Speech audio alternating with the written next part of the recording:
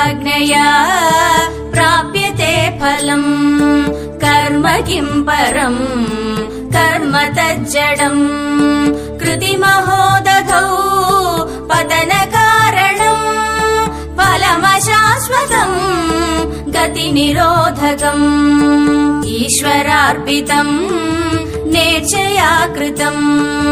चित्तशोधकम् मुक्तिसाधकम् कायवाङ्मनः कार्यमुत्तमम् पूजनम् जपः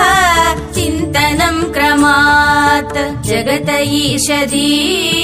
युक्तसेवनम्